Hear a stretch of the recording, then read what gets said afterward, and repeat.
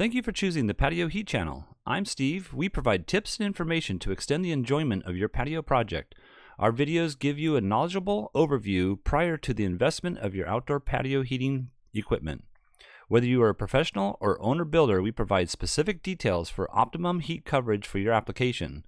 Post a comment or question, or for a developed visual design, send your request to designs@patioheat.com.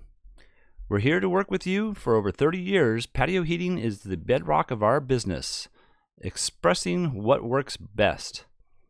Now let's get heating. All right, so we have this residential application, and I'm going to go into, first of all, we received this information here, and also the basic dimensions, 18 feet here by 32 feet here. And the image, shows that there's a slope ceiling. So I'm not sure if, or I should say a sloped rooftop, and I'm not sure if there is a slope ceiling or a flat ceiling. I have a flat ceiling in here right now. And I'm going to go ahead and turn off this image here and go into some of this other dimensions that I placed. So you can see here I have 1.4 inches to the center of this post here, and I have these at 8 by 8 post. And then each post I have roughly about 10 feet, 1.25 inch from center to center. And then also this edge here, you can see there's a 4 inch from here to the outside edge here. Also the height of the ceiling is at 10 feet. And unfortunately it's not on here. Let me make sure that I place that on here so we can see that information. So that 10-foot elevation's right here. And then I just have this beam down an additional, 10 inches. And I think that's pretty much about it. They did mention that they're interested in heating only about 12 foot of the area. And I'm assuming that it's 12 feet away from this wall, not this wall over here, because I'm assuming that this here is going to be a doorway, sliding doorway, something of that nature. And so that's about as far as the dimensions are concerned. I'm not sure if there's going to be fans or lighting fixtures, but generally if there are going to be things of that nature, it's nice to work out the fans and lighting fixtures around the heating system if you're looking for a heating system, because the heating system is going to be very specific, otherwise it won't heat up the areas that you're actually sitting in. So let's go ahead and look at some of my recommendations. I'm going to take off the top here and add in the other area. I'm also going to take off the dimensions here so we can kind of just review what this might look like. So what I've done here is I've taken 3 of the 6,000 watt flush mount units. And the 6,000 watt flush mount units have 2 elements at 3,000 watts apiece. So, and you can also dim the system down with a control system, or you can use a duplex switch to turn one element on, one element off. And then let's go ahead and look at the distances that I have. And let's see, I'm going to go ahead and take off this top here just for a moment. And you can see that the heater itself is installed into the ceiling itself, and the center position that I have, and I'm going to go from the outer edge here just so that we can reference a specific point. But you can see here that that distance here is at 12 foot 1 inch from this outer edge, which is that I think it was 16 foot out here. And also just to note that you do need to have a clearance below the heater. The heater itself has to have a clearance of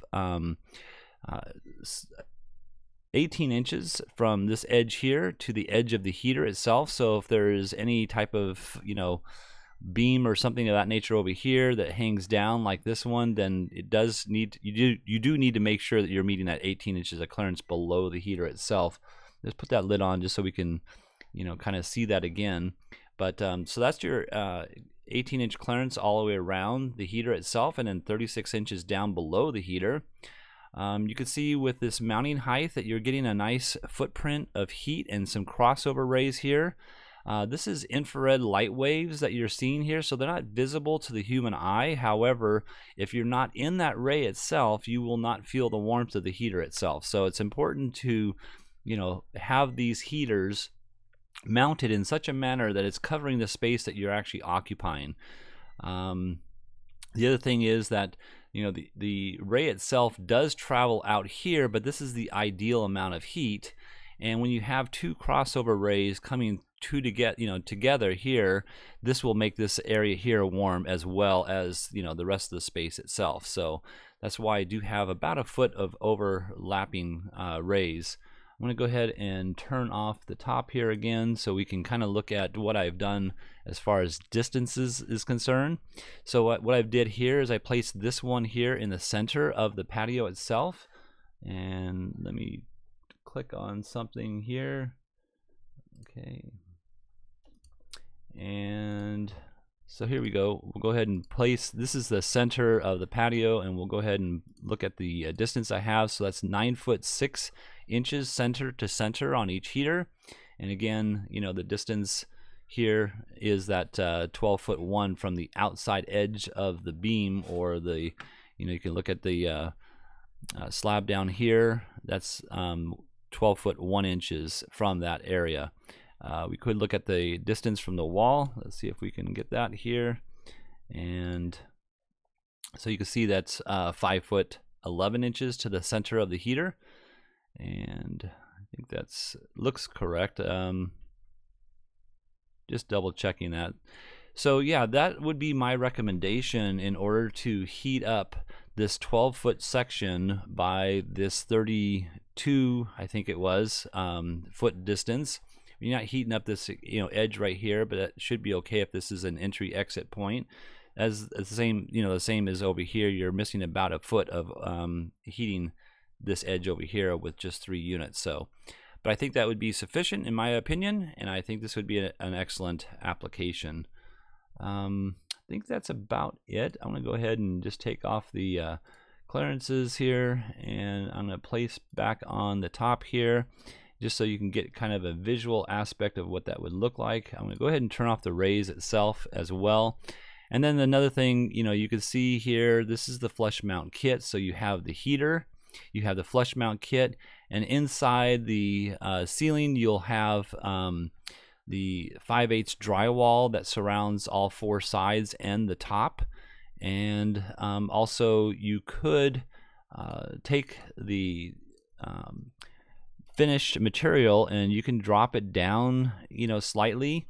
As long as this is non-combustible, you can keep the same elevation with the heater itself, as well as the fact that you need to make sure that you have 1/2 inch from the edge of these vent holes to any finished item over here.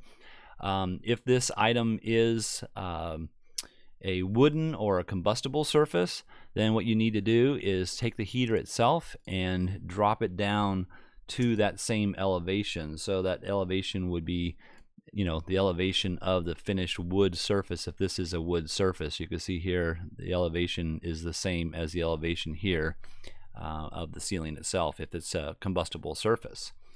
So I think that's about it, and I actually like this view much better than the other one where you see the whole flush mount frame itself. So I'm going to go back to that and leave it like that. So all right, well, I hope this has helped. If you're looking for some assistance with your outdoor heating application and you would like us to review your plans, send your information into designs@patioheat.com. I'm Steve. Please tap that like button if you find this video useful. We don't advertise, we're not monetized. YouTube does not support our channel unless our viewers give us a thumbs up, and we really appreciate that.